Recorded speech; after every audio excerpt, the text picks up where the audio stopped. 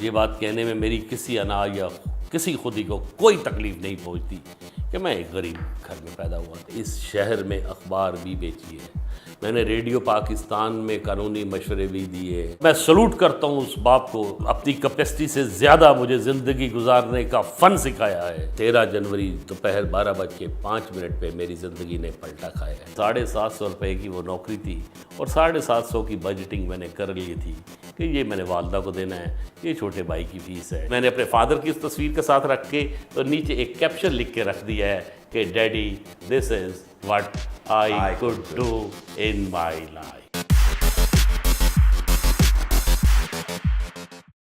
بے شمار کامیاب وکلا جو ہمارے ارد گرد ہوتے ہیں، ہماری انسپیریشن ہوتے ہیں، ہم انہیں دیکھتے ہیں اور خوش ہوتے ہیں، ان کے پیچھے ایک بڑی لمبی سٹرگل ہے، ایک ایفرٹ ہے، بہت سارے چیلنجز ہیں، اور ان چیلنجز کا ہمیں پتہ نہیں ہوتا کہ اس شخص کو اس مقام تک پہنچانے کے لیے کتنی سٹرگل تھی۔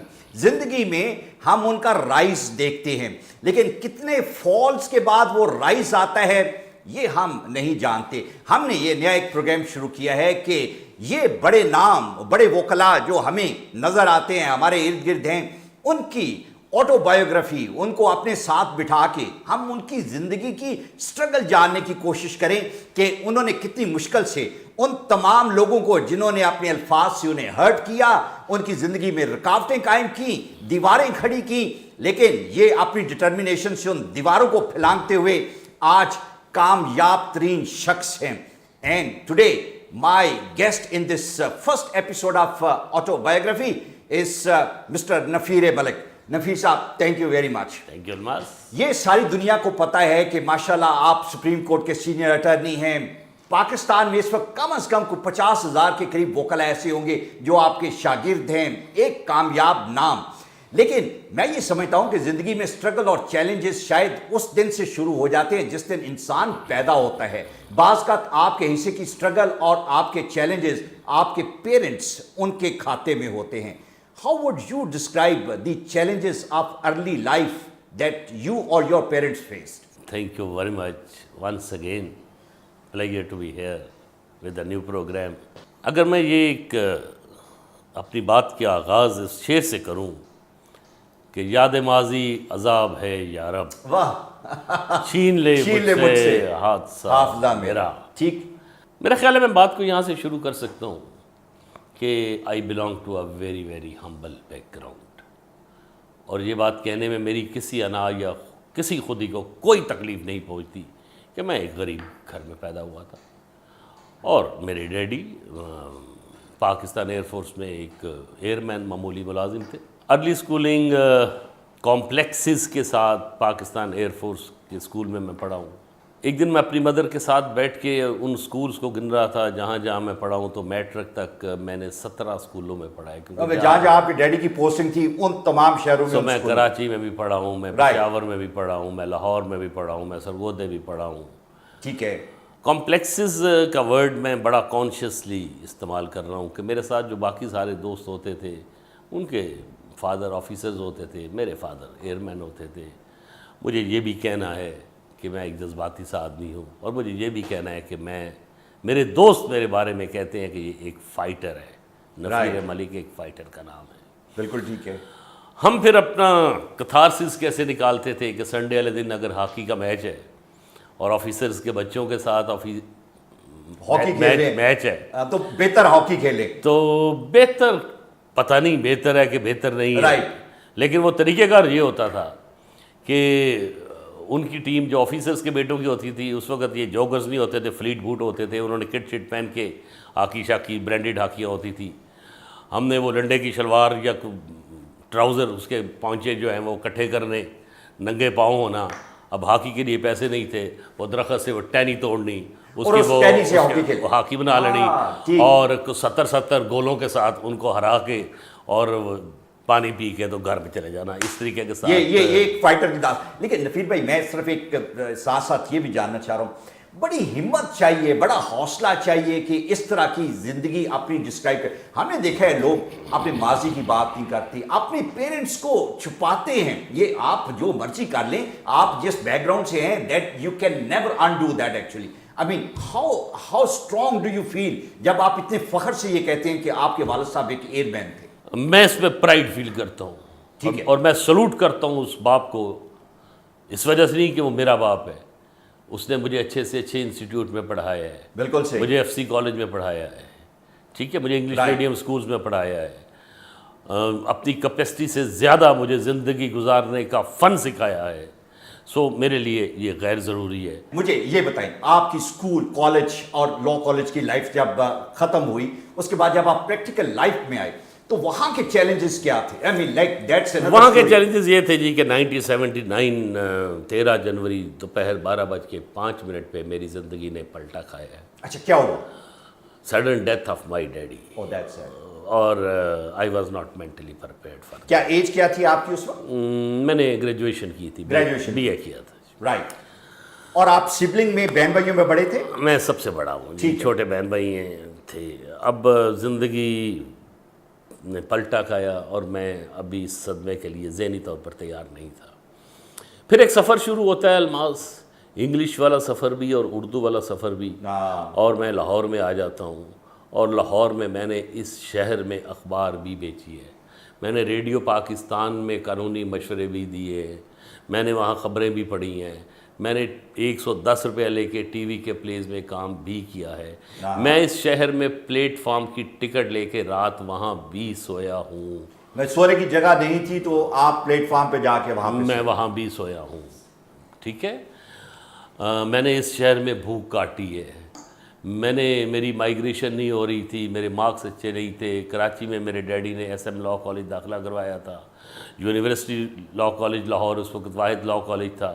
माइग्रेशन मेरी हो नहीं रही थी। मेरी माँ ने कहा था मैंने उस वक्त तक तो दुआ ही को नहीं मांगनी जब तक तुम्हारी माइग्रेशन नहीं होगी। वो माइग्रेशन किसी तरीके से हो गई, खाना भी खाना था, छोटे बहन भाइयों को भी पढ़ाना था। So, बड़ी हार्डशिप मुझे हार्डशिप कुछ नहीं कहती, मैं एंजॉय कर रहा हूँ। और मुझे बिल्कुल सही, और बिल्कुल मैं सही। वाकई आज दिल से बता रहा हूँ कि मैं दिल से मैं enjoy नफीर कर भाई, ये सारे प्रोसेस, लेकिन मैं शुरू में एक बात की कि जब इन हालात में होते हैं, एक आपके इर्द गिर्द के आपके फैमिली के हालात होते हैं, तो लोग जो आपके इर्द गिर्द होते हैं वो भी आपके मुआफ़िक नहीं होते, आपके लिए मुश्किलें क्रिएट करते हैं, एक नफरत somehow the other, reason being कि आप उनके लिए एक्सेप्टेबल नहीं होते। आपको लोगों की तरफ से जो चैलेंजेस सामने करने गुर्बत इस मुल्क का नाकाबिले माफ़ी जुर्म। उसके बाद मेरे एक चाचे ने मेहरबानी की, वो इस दुनिया में नहीं है। बहरहाल मैंने एक पास्को डिपार्टमेंट था, वहाँ एज परचेज इंस्पेक्टर भी जॉब की। अच्छा, वो कैसे? लाइक वो एक खूबसूरत वाक़या वो मैं शेयर करना चाहूँगा। राइट। मैंने कोऑपरेटिव स्टोर्स में एज जूनियर क्लर्क भी जॉब की। अच्छा, और अगर वो वाक़या मुझे नहीं पता रेलेवेंट होगा, रेलेवेंट नहीं होगा, नहीं सुनाए ना जी, बिल्कुल आपकी ज़िंदगी का हिस्सा है तो हाँ, रेलेवेंट है। मैं सुना देता हूँ, लेकिन मैं उसमें करेक्टर्स के नाम छुपा लूँ। तो जरूरी नहीं, मैं ठीक characters के नाम है। एनोनिमस है, लेकिन कहानी असली है। कहानी ठीक है? असली। जी। और मुझे अच्छा लग रहा है, मैं कई दफ़ा आपके प्रोग्रामों में आया हूँ, लेकिन शायद आज मेरी ज़िंदगी का ये वो प्रोग्राम है जिसको मैं खुद इंजॉय कर रहा हूँ। राइट। मैं पास्को में अपॉइंटमेंट मेरी हो गई, तो यहाँ से कुछ दूर मुल्तान रोड पर एक जगह शाम की भटियाँ, मेरी पहली पोस्टिंग वहाँ थी। ओके। FC कॉलेज के ग्रेजुएशन। अब जितना बड़ा ये कमरा है, वहाँ एक दुकान थी सड़क के ऊपर, वही मेरा बेडरूम था, वही मेरा ऑफिस था। मैं और मेरा एक पियन थे। एक तरफ बारदाना जिसको बोरियां खाली कहते हैं, उसका वो बड़ी हुई थी, ढेर लगा हुआ था। बाथरूम और इलेक्ट्रिसिटी उस जगह में थी नहीं, और गंदम का सरकारी रेट चूँकि कम था, हमारे पास कस्टमर भी नहीं आते थे, तो सारे दिन की एक्टिविटी जो होती थी वो ये होता था कि वहाँ कुएं से पानी निकाल के नहा लेना है, और उसके बाद खाने का मैंने उनसे पूछा क्या अरेंजमेंट है, उन्होंने कहा जी होटल नहीं है शाम की भटिया में। वो सामने एक पेट्रोल पंप में एक बाबा है, मैंने बाबा साहब से पूछा जी आप क्या बनाते हैं, उसने कहा आलू। मैंने कहा रोज़ ही आलू? कहता जी रोज़ ही आलू। तो आपने रोज़ आलू खाए? और मैंने कहा रोटी? उन्होंने कहा जी अंदर तंदूर में एक अम्मा है, तो सो मैं वहाँ से आलू ले लेता था अंदर, और रोटी उससे लेके आप खा के, और सोचता था कि अब ज़िंदगी ने मेरे साथ क्या करना है और मैंने ज़िंदगी को किस तरह खेलना है। ठीक है, तो आप कैसे खेले? मुझे ये बात करने दें प्लीज़। 3 दिन अभी मैंने ज्वाइन किए हुए थे, तो मैं लाहौर में अपनी आंटी के घर बिस्तर लेकर जब वापस पहुंचा हूं, तो मेरे पियन ने कहा سر جی تسی نوکریوں فارغ ہو گئے ہو. الماس یو ٹرسٹ می, میرے ہاتھ میں پین پکڑا ہوا تھا, وہ نیچے گر گیا کیونکہ 750 روپے کی وہ نوکری تھی اور 750 کی بجٹنگ میں نے کر لی تھی کہ یہ میں نے والدہ کو دینا ہے, یہ چھوٹے بھائی کی فیس ہے, یہ گھر کے اخراجات ہیں. میں نے کہا جی فارغ بھی ہو گیا ہونے کے لیے, میں کیا ہوا؟ انہوں نے کہا جی رات 2:30 بجے ملتان سے آتے ہوئے پروجیکٹ ڈائریکٹر انہوں نے وزٹ کیا. میجر فلاں نے وزٹ کیا جی. ٹھیک ہے. انہوں نے کہا کدھر ہے پرچیز انسپیکٹر؟ میں نے کہا جی لاہور گیا. انہوں نے کہا نوکری سے فارغ ہے اور کل صبح نیلا گنبد پاسکو ہیڈ کوارٹر 4تھی منزل پر آ کے مجھے ملے. حالانکہ رات کو 12 بجے تک نہیں بنتا, آپ کی نوکری تو دن کے ٹائم. جو ہوا میں آپ کو بتا رہا ہوں. ٹھیک. اب میں باہر کھڑا ہو کے پھر ہاتھ دے رہا ہوں ٹرکوں کو اور بسوں کو, اور ایک بس نے مہربانی کی بٹھا لیا. میں اسٹیشن گیا, اسٹیشن سے ویگن لی, وہاں سے ٹانگا لیا اور نیلا گنبد 4تھی منزل کے اوپر میں ان صاحب پروجیکٹ ڈائریکٹر صاحب کے باہر بیٹھ گیا. ٹھیک ہے. 1.25 گھنٹے کے بعد پی این نے مجھے کہا جی اب صاحب فارغ ہیں تم چلے جاؤ. میں انٹر ہوا, وہاں ایک صاحب بیٹھے ہوئے تھے. میں نے کچھ 6 دفعہ پوچھا میں آئی کم ان سر, وہ بزی تھے, انہوں نے جواب نہیں دیا. پھر انہوں نے منہ کے اشارے سے مجھے کہا یس. میں نے کہا سر نفیر ملک پرچیز انسپیکٹر پاسکو پنڈی وٹیا. جواب آیا آئی ہیو ٹرمینیٹڈ یو. میں نے کہا سر معاف کر دیں, آئی ہیو ٹرمینیٹڈ یو. میں کہا سر میں فادر کی ڈیتھ ہو گئی ہے, چھوٹے بہن بھائی ہیں, گیٹ لاسٹ. میں نے کہا سر پلیز ایک موقع اور دے دیں. رپورٹ لائے ہو؟ اب میری الماس جانے بلاغ رپورٹ کیا ہوتی ہے, کبھی نوکری کی ابھی 4-5 دن آپ. میں نے کہا نہیں, اب میں کوٹ ان کوٹ کہہ رہا ہوں, don't come to see my face, that is not so beautiful. اچھا ٹھیک ہے. میں وہاں سے باقاعدہ ٹیئرز کے ساتھ سیڑھیاں 4تھی منزل سے نیچے اترا. مجھے آج بھی یاد ہے ایک گنے کا رس والا تھا, میں نے اسے کہا مجھے ایک گلاس رس دے دو. ایک نلکا تھا, میں نے اس سے چھینٹے مارے اور اپنا سی وی لے کے پھر میں نوکریوں کی تلاش میں. کیلنڈر نے سال ٹھا ادھر سے ادھر مارے اور میں سب سے کم عمر principal Quaid Azam law college. یہ کس سال کی بات ہے؟ یہ بات ہے جی 1994. 994. ٹھیک ہے. ٹھیک. مجھے ایز پرنسپل کچھ سال ہوئے تھے تو میرے پی این نے آ کے مجھے کہا کہ سر ایک کینڈیڈیٹ ہے ایڈمیشن لینے آئی ہے. تو میں نے کہا میرا کیا تعلق ہے ایڈمیشن سے؟ وہ ایڈمیشن آفس ہے, وہاں پہ جائیں. ٹھیک. میں کہا سر وہ 1.5 گھنٹے سے کھڑی ہے اور کہہ رہی ہے کہ میں نے نفیر صاحب سے ملنا ہے, پرنسپل صاحب سے ملنا ہے. میں نے کہا جی بلائیے. میرے سامنے ایک بریلینٹ سی فیمیل کینڈیڈیٹ آ گئی.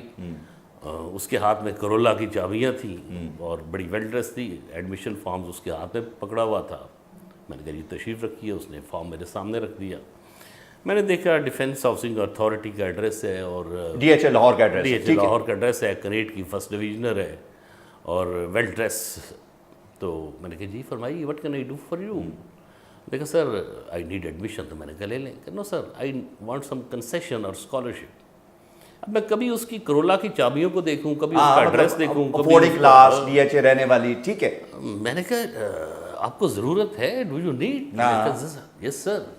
میں نے کہا آپ کے فادر کیا کرتے ہیں, بتانا ضروری ہے. میں نے کہا جی اس لیے بتانا ضروری ہے کہ it will be helpful for me کہ میں نے آپ کو کتنا اسکالرشپ دینا ہے, کنسیشن کتنی دینی ہے, اسکالرشپ دینی. ٹھیک ہے. She said ji he is in jail. میں نے کہا جی جیل ڈپارٹمنٹ میں ہے؟ No sir he was in Passco, NAB کا کیس بن گیا تو جیل. میں نے کہا کیا نام ہے؟ انہوں نے کہا جی میجر. اور وہی نام, ہاں وہی شخص جنہوں نے کہا تھا گیٹ لاس, جنہوں نے کہا تھا گارڈ بلاؤں, جس نے کہا تھا آئی ہیو ٹرمینیٹڈ یو. ان دنوں میں کالج میں سگریٹ نہیں پیا کرتا تھا. میں نے ٹھنڈے گلاس کا ایک پانی لیا اور سگریٹ کی ڈبی اٹھا کے میں کالج سے باہر چلا گیا. 15 منٹ میں نے میرا خیال ہے وہ آدھی ڈبی سگریٹ کی جو ہے نا وہ پی لی یا پھینک دی. اور مجھے نہیں پتا میرے پاس سے کون سا اسٹوڈنٹ گزرا ہے, کون سا ہائی کورٹ کا جج پڑھا کے گزرا ہے, کس نے سلام کیا اور کس نے نہیں سلام کیا. آپ کے ذہن میں کیسی؟ اور میں نے ذہن میں یہ سوچ رہا تھا کہ نفیر ملک قدرت نے امتحان لے لیا بہت بڑا اور تم نے کم از کم 33 مارکس لے کے پاس ہونے ہیں. میں اندر گیا, میں نے اس فیمیل اسٹوڈنٹ کا فارم لیا اور اس کے اوپر لکھا کہ no dues for all the 3 years. Right. اور 100% اسکالرشپ دے دیا. Yes 100% no dues. صاحب میں نے کہا کہ میری کچی نوکری ہے, اس کو ذرا فوٹو کاپی کروا کے رکھ لیجئے گا, یہ آئندہ آنے والے پرنسپل پر بائنڈنگ ہو جائے گی. ٹھیک ہے. Okay sir. وہ جانے لگی تو میں نے اس کو پھر بلایا. میں نام میں نے کہا نہیں لوں گا. میں نے کہا سنیں ان کے جی. میں نے کہا نہیں, اللہ کی ذات نے میری وجہ سے آپ کو پاکستان کے بیسٹ لا کالج میں پڑھنے کا موقع دے دیا ہے. Now you have to prove it کہ آپ ڈیزرو کرتی تھی. بالکل sir I will try, sure, good luck, اور چلے گئے. اب اس کہانی کا آخری پارٹ. ٹھیک ہے. یونیورسٹی کا رزلٹ آیا and that female candidate top university LLB میں اس نے ٹاپ کیا. ٹھیک ہے. اور یونیورسٹی ٹاپ کرنے کا مطلب ہے 66 law colleges including university law college, اور پرائیویٹ سیکٹر میں ہم لوگ ہیں, اور یہ ہمارے گڈ ول کے لیے بہت بڑی بات ہوتی ہے. بالکل ٹھیک ہے. ادھر ادروائز بڑا آنر ہوتا ہے. اب کالج کا اینول فنکشن تھا اور ایوان اقبال میں تھا. Aftab Sherpao was interior minister, he is a friend, he was a client as well. تو شیرپا صاحب سے میں نے ریکویسٹ کی, میں نے کہا شیرپا صاحب آپ ایز چیف گیسٹ تشریف لائیے گا. اب شیرپا صاحب آ گئے. اب وہ کلائمیکس دیکھیے. اس دوران میں وہ میجر صاحب جو تھے وہ بیل پہ آگے ہوئے تھے اور فرنٹ سیٹس پہ وہ بھی بیٹھے ہوئے تھے اپنی وائف کے ساتھ. رائٹ. جب کمپیئر نے باقی سارے پرائز دیکھے تو اینڈ پہ کہا جی کہ ladies and gentlemen, now the university topper miss so and so, اور 2000 اسٹوڈنٹس اور پیرنٹس اور لائرز اور ججز and dignitaries of this city, انہوں نے کھڑے ہو کے جو کلیپ کرنی شروع کی. تو میں نے کمپیئر کو ایک چٹ بھجوائی, ask her parents to come on stage as well, کیونکہ ان کے لیے بھی آنر کی بات ہے. یہ ویسے روٹین میں آپ تمام پیرنٹس کو بلواتے ہیں. ٹھیک ہے. سو وہ میجر صاحب بھی تشریف لے آئے, ان کی وائف بھی تشریف لے آئی, اور انہوں نے مجھ سے ہاتھ ملایا اور میں نے ان سے ہاتھ ملایا, اور وہ موومنٹ لفظوں میں نہیں بیان کر سکتا, فیل کر سکتا ہوں. بالکل. بات ختم ہو گئی. اس کے بعد ڈنر کر رہے تھے تو وہی کینڈیڈیٹ, وہی اسٹوڈنٹ ٹاپر, یونیورسٹی ٹاپر, وہ میرے پاس آئی اور اس نے کہا کہ سر کل سنڈے ہے تو کیا میں اپنے پیرنٹس کے ساتھ آپ کے گھر آ سکتی ہوں؟ میں نے کہا شیور, ایڈریس؟ میں نے کہا ایڈریس دے دیا. اگلے دن کو 4-5 بجے میرے ملازم نے آ کے کہا جی کہ کوئی فلاں صاحب میجر صاحب آئے ہیں. میں کہا اکیلے ہیں نہیں جی فیملی. میں نے کہا ڈرائنگ روم میں بٹھائے. میں اور میری والدہ تھی گھر پہ صرف. ڈرائنگ روم میں گیا, میں نے دیکھا بہت بڑا سا بوکے, آج تک اتنا بڑا بوکے مجھے کسی نے نہیں دیا, مٹھائی اور چاکلیٹ موز بنا ہوا. نہیں آن اے لائٹر سائڈ پلیز, یہ ایسے نہ کہ مجھے شک ہے کہ آپ کو بڑے بوکے ملتے ہیں. اچھا ٹھیک ہے. رائٹ. الماس, اب ہم لوگ بیٹھ کے, میری والدہ اور وہ خاتون, ان کی وائف میجر صاحب کی, اور وہ جو یونیورسٹی ٹاپر ہے وہ الگ سے بیٹھ گئے. میں اور میجر صاحب آمنے سامنے بیٹھ گئے. ٹھیک ہے. کافی شافی چائے شائے آ گئی. تو میجر صاحب سیڈ کہ سر میں نے 2 باتیں کہنی ہیں. پہلے مجھے یہ بتائیں can I smoke cigar here? میں نے کہا میجر صاحب you can not only smoke the cigar, you can offer me as well. Right. حالانکہ میں اپنی والدہ کے ساتھ پتہ ہے میں ان کے سامنے سگریٹ نہیں پیتا. ٹھیک ہے. ایک سگار انہوں نے لگا لیا اور ایک سگار میں نے لگا لیا, اور ہم آمنے سامنے بیٹھ گئے اور ایک دوسرے کی آنکھوں میں دیکھنا شروع ہو گئے. تو میجر صاحب said sir number 1 I am thankful to you when I was in hot water you helped my daughter. میں نے کہا no میجر صاحب, she deserved it and she has proved it. ٹھیک, finish. Second, میں نے کہا سر میرے دوست کہتے ہیں میری یادداشت بڑی تیز ہے. مثلا جب میں کاکول میں تھا وہ کہنے لگے تو مجھے پتہ ہے میرا کون سے دوست کو کون سے برانڈ کا سگریٹ پسند تھا, کس کی برتھ ڈے کب تھی, کس کو کون سے کلر کا سوٹ پسند تھا. یادداشت, I have a photogenic memory. تو کیا ہماری کہیں ملاقات ہوئی ہے؟ میں رات سو نہیں سکا. آپ ان کے ذہن میں کھڑک رہے تھے کہ کہیں ملاقات ہوئی. یقیناً. تو ہماری کہیں آپ جم خانہ کے ممبر تو نہیں ہے؟ میں نے دل میں سوچا میں جم خانہ کا گیٹ اندر داخل نہیں ہونے دیتا تھا. ٹھیک ہے. اینی وے میں نے کہا میجر صاحب سر, میں نے کہا جی جھوٹ میں نے بولنا نہیں, اور اگر میں نے سچ بتایا تو آپ اور ڈسٹرب ہو جائیں گے. انجوائے یور کافی. ٹھیک ہے. کافی پی, وہ چلے گئے. اس بات کو کئی سال گزر گئے. وہ female lawyer is one of the renowned lawyer of this city. And کبھی کبھی میں بھی چونکہ ڈیفینس میں رہتا ہوں, کبھی کبھی جو ہے وہ ملاقات کسی گروسری شاپ پہ یا ادروائز ہو جاتی ہے. آج تک ان میجر صاحب کو بھی نہیں پتا کہ جس لڑکے کو انہوں نے کہا تھا گیٹ لاسٹ, اور جنہوں نے کہا تھا آئی ہیو ٹرمینیٹڈ یو, اور میں نے 4 دفعہ معافی مانگی تھی کہ مجھے ایک موقع دے دے, قدرت نے اسی شخص اسی لڑکے کو وسیلہ بنایا بنا کے, اور بیٹی جو ہے اس کی تعلیم. سو شاید یہ ایک ایسا واقعہ ہے کہ ایسی یاد ہے جو میں شیئر کر کے مجھے خود اچھا لگا. یہ کس بات کا قدرت کے یہ ایک سسٹم ہے کہ کچھ چیزیں ایک سائیکل میں سرکل میں واپس آتی ہیں. نفیس صاحب مجھے یہ بتائیں کہ کریئر کے بھی بڑے امپورٹنٹ کیسز، چیلنجز کی ہم نے بات کی، کیسز بھی ایسے امپورٹنٹ آپ کی زندگی میں ہوں گے جنہوں نے بہت بڑا رول آپ کی زندگی کو ایوالو کرنے میں پروفیشنلی پلے کیا ہوگا، کچھ ایسا شیئر کرنا چاہیں گے؟ میں ڈیفینیٹلی شیئر کرنا چاہوں گا. میرے تو سارے کام ہی بڑے اوکھے ہیں، میری تو ساری مسافتیں ہی بڑی اوکھے ہیں. نہیں، کام اوکھے ہیں، بندے آپ اوکھے نہیں ہیں. اچھا ٹھیک ہے. میری ابھی وکالت کو لائسنس لیے 6 مہینے ہوئے تھے. ٹھیک ہے. تو اس ملک کا میں لوور کورٹ کا لیسن 6 لوور ٹھیک ہے کورٹ کا ٹھیک ہے. تو اس ماشاء اللہ کا دور تھا ضیاء الحق صاحب کا. تو اس ملک کا بہت بڑا کیس چودھری ظہور لائن مرڈر ٹرائل وہ میں نے بک کیا. اچھا آپ نے right in the beginning, right after just 6 months. وہ کیسے لائک کیا مطلب آپ کی کوئی کریڈیبلٹی اس طرح کی تھی یا کیا ہوا، یا کسی جگہ پہ آپ کو آرگیو کرتے کسی نے سنا؟ یہ نہیں مجھے پتا، لیکن مجھے ایک میجر صاحب کا ٹیلی فون آیا جی کہ ہمارے پاس ایک ملزم ہے رزاق چرنا اس کا نام ہے، وہ الذوالفقار ایک تنظیم تھی اس کا ممبر ہے، وہ آپ کو وکیل کرنا چاہتا ہے، اگر آپ ملنا چاہتے ہیں تو میں اپنی جیپ پہ جا کے آپ کو بلاتا ہوں، کل صبح ہیئرنگ ہے. ٹھیک ہے.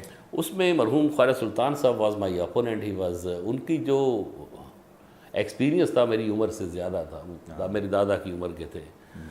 اور اس میں وہ 3 مہینے کیس چلا، day and night proceeding, special military court, brigadier Ijaz was the head. اور بے نظیر صاحبہ نے اپنی کتاب ڈاٹر آف ایسٹ میں بھی اس کا ذکر کیا کیس کا.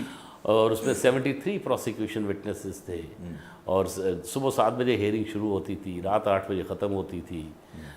کھانے کا ٹائم ہوتا نہیں تھا. ایک وقت تھا میرے پاس سفید شرٹس بھی ختم ہو گئی تھیں، مجھے اپلیکیشن دینی پڑی جناب مجھے دوسرے ڈریس میں آنے دیا جائے. سو وہ 3 مہینے کا وہ ایک کیس میرے لیے چیلنجنگ تھا. لیکن اس کے بعد پھر جیل سے مجھے بے شمار کیسز اور ساری چیزیں، وہ ایک ایسا تھا کہ جس نے آپ کے لیے بے شمار دروازے کھولے. مجھے یہ بتائیں پھر ایک سٹیج ایسی آئی کہ جب وکالت سے آپ تھوڑا سا ڈائیورٹ ہو گئے ٹورڈز ٹیچنگ اور آپ نے پڑھانا شروع کر دیا. ایز آئی ارلیئر سیڈ کہ میرا آئیڈیا یہ ہے کہ کم سے کم 40 سے 50 ہزار اسٹوڈنٹ اس وقت ایسے ہیں پوری دنیا میں کہ جو آپ کے شاگرد ہیں اور بہت امپورٹنٹ ایریاز میں نہ صرف وہ پریکٹس کر رہے ہیں، سول ججز ہیں، بیوروکریسی کا حصہ ہیں اور کامیاب بزنس مین ہیں. ٹیچنگ کے حوالے میں کوئی ایسی چیز، ایسی یاداشت جو ہمارے ساتھ شیئر کرنا چاہیں، which is a beautiful memory that you can't get over with. Yes, ایک تو میموری میں نے ٹیچنگ کی شیئر کی. اب میں پھر نام نہیں لوں گا. ٹھیک ہے ٹھیک ہے. ایک دفعہ میں اپنے پرانے آفس فرید کوٹ روڈ میں بیٹھا ہوا تھا، کلائنٹ کوئی تھا نہیں، تو میرا آفس بوائے تھا، آپ مسٹر اے سمجھ لیجیے. ٹھیک ہے. تو میں نے بیل دی تو مسٹر اے آ گیا. میں نے کہا مجھے ذرا کافی پلا دو. تو کافی لے کر آیا. اس وقت نہ کوئی کلائنٹ تھا نہ کوئی اور منشی تھا. تو میں نے کہا کہ آپ کتنا پڑھے لکھے ہو؟ اس نے کہا سر جی میٹرک. میں نے کہا آپ کے فادر کیا کرتے ہیں؟ اس کے جی فادر میرے کی تو ڈیتھ ہو گئی ہے. میرے اسٹیپ فادر ہے، وہ ریلوے پولیس میں کانسٹیبل ہے. میں نے سے کہا آپ ایف اے کیوں نہیں کر سکتے؟ اس نے کہا سر میں نہیں کر سکتا. میں نے کہا کیوں؟ کہ میری انگلش بڑی ویک ہے. میرے ساتھ اس وقت 2 جونیئرز ہوا کرتے تھے، ایسوسیٹس. جونیئر تو نہیں میں کہتا، ایسوسیٹس ہی ہیں وہ میرے. تو میں نے کہا کہ ان کو بکس لا دیں اور ان کو تیاری کروائیں. 1-2 سپلیز کے بعد مسٹر اے نے ایف اے کر لیا. میں نے کہا اب آپ بی اے کر لیں. اس نے ایک چیخ ماری. اس نے کہا سر وہ نہیں میں کر سکتا. میں نے کہا کیوں؟ اس نے کہا سر میری انگلش بڑی مشکل سے ایف اے کی ہے. میں نے کہا نہیں. میں نے کولیگس کو پھر کہا کہ اس کو بکس لا دیں. 3-4 سپلیوں کے بعد بی اے کر لیا. اس کو میں نے کہا لا کر لو. اس نے اس سے بڑی چیخ ماری. اس نے کہا جی یہ نہیں ہو سکتا. میں نے کہا اتنی موٹی موٹی کتابیں آپ پڑھتے ہیں، میں نہیں کر سکتا. میں نے کہا نہیں تم کر لو. اور میں نے کہا ایسا کرو تم یہاں نزدیک ایک اور لاء کالج کا نام لیا. میں نے کہا تم نا اب تم کورٹ کلرک رکھو، منشی صاحب اپنا ایک پی این اور رکھو. اور تم ہمارا کہہ رہے تم لاء کالج کی فیس بھی زیادہ تھی، سیٹس لمیٹڈ تھی. میں نے کہا آپ اس چھوٹے سے لاء کالج میں داخلہ لے لو جو کورٹس کے نزدیک ہے. اس نے کہا سر جی میں نے زندگی میں نہ آپ کو کبھی نہ کہا ہے اور نہ آئندہ کبھی کہنا ہے، لیکن آج میں نہ کہہ رہا ہوں. اگر میں نے پڑھنا ہے تو قائد اعظم لاء کالج سے پڑھنا ہے. ٹھیک ہے. میں نے کہا گاڑی میں بیٹھو. میں گاڑی بٹھا کے قائد اعظم لاء کالج سے کہا فارم لے آئے. وہ فارم لے آیا اور میں نے پھر لکھا no dues for all the 3 years. ٹھیک ٹھیک. پارٹ 1 ہو گیا، پارٹ 2 ہو گیا، پارٹ 3 ہو گیا. Thereafter that gentleman who is a practising lawyer, latest model Honda City پہ وہ پھرتے ہیں، اپنا آفس ہے. وہ وزٹنگ لیکچرر بھی قائد اعظم لاء کالج میں وہ پڑھاتے رہے.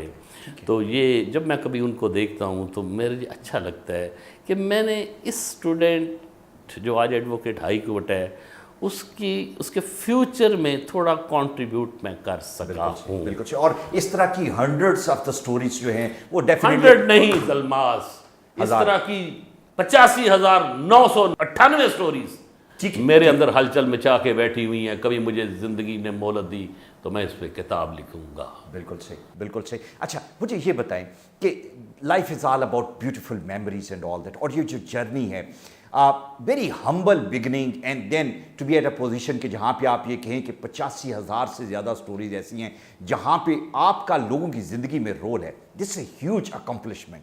اس اکمپلشمنٹ کو آج کا جو نوجوان وکیل ہے اس کو اگر ایک تھوڑے الفاظ میں ایک کرکس نکال کے اس کو سبق دینا چاہے, یہ سب شارٹ کٹ ڈھونڈتے ہیں, یہ سب ہیں جو اپنی محنت چھپاتے ہیں, یہ سب ہیں جو اپنی خامیاں اور اپنے جو ہماری اچھائی اور برائی دونوں ہیں اس کو روک کے یہ چاہتے ہیں کہ نو ہم ایک دم ہمیں جمپ مل جائے زندگی میں.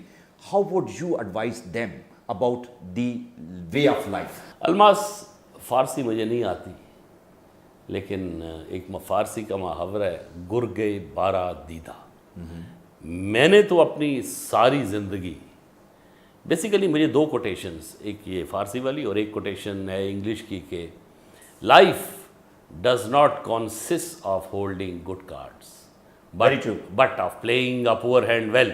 کہ کارڈز آپ کھیل رہے ہیں, تاش کھیل رہے ہیں اور قدرت نے آپ کے ہاتھ میں یکا بادشاہ بیگی پکڑا دیا, آپ گیم جیت گئے ہو. آپ کا کیا کمال ہے. ٹھیک ہے, آپ کا کمال یہ ہے کہ قدرت نے آپ کے ہاتھ میں دکی تکی اور چوکی پکڑا دی ہے جیت کے دکھائیں اور آپ خوبصورت گیم کا مظاہرہ کر گئے ہو. بالکل ٹھیک. تو میں نے اپنی زندگی ایک تو اس مثال اور دوسری یہ گرگے بارہ دیدہ, یہ ایک سمبل ہے گرگے بارہ دیدہ. رائٹ. مجھے اتنی ہی فارسی آتی ہے. یہ بھیڑیے وولفس, ان کی ایک سائیکی ہوتی ہے. نیٹ پہ جا کے ینگسٹرز میرے کولیگز دیکھ سکتے ہیں کہ جب برفانی علاقوں میں برف پڑتی ہے تو یہ غاروں کے اندر سرکل کی شکل میں بیٹھ جاتے ہیں. ٹھیک ہے. باہر تو برف پڑ رہی ہوتی ہے, فوڈ ہوتا نہیں ہے, تو یہ ایک دوسرے کی طرف دیکھتے رہتے ہیں. اب اندر سے سارے ٹوٹے ہوئے ہیں, اندر سے سارے بھوکے ہیں, اندر سے سارے سروائیول کا سوچ رہے ہیں, لیکن وہ اپنی لکس کے ساتھ اور وہ اپنی باڈی جسچرز کے ساتھ اور وہ اپنے ریفلیکسز کے ساتھ دوسروں کو میسیج دے رہے ہوتے ہیں کہ میں بالکل ٹھیک ہوں, ویجیلنٹ ہوں, میری طرف نہ آنا, چیر پاڑ کے رکھ دوں گا. بالکل صحیح. اس میں سے جس کی گردن ڈھلکتی ہے باقی اس کو پکڑتے ہیں, اس کو کھا جاتے ہیں. یہ پروسیس چلتا رہتا ہے. پھر ہر کوئی ٹرائی کر رہا ہے, میں بڑا مضبوط ہوں, میں بالکل ٹھیک ہوں, ٹھیک ہے, حالانکہ سارے بھوکے ہیں, سارے بھوک کاٹ رہے ہیں, سارے اسی مصیبت میں ہیں, لیکن ایک دوسرے کو بتا رہے ہیں کہ میں بالکل ٹھیک ہوں, میری طرف نہ آنا. پھر اینڈ پہ جب 2 رہ جاتے ہیں اور ایک دوسرے کو دیکھتے رہتے ہیں اور جس کی ذرا سی الگ جھپکتی ہے دوسرا اس کو پکڑ کے کھا جاتا ہے. اب وہ جو ایک باقی رہ جاتا ہے وہ پیچھے مڑ کے لکھتا ہے, انگڑائی لیتا ہے, باقیوں کی ہڈیاں پڑی ہیں, وہ باہر نکلتا ہے, اسے کہتے ہیں یہ گرگے بارہ دیدہ ہے. گر کہتے ہیں بھیڑیے کو, بارہ کہتے ہیں رینی ڈیز کو, دیدہ کہتے ہیں دیکھنے کو, کہ سروائیول آف دی فٹیسٹ, یعنی ایسا بھیڑیا جس نے رینی ڈیز دیکھے ہیں.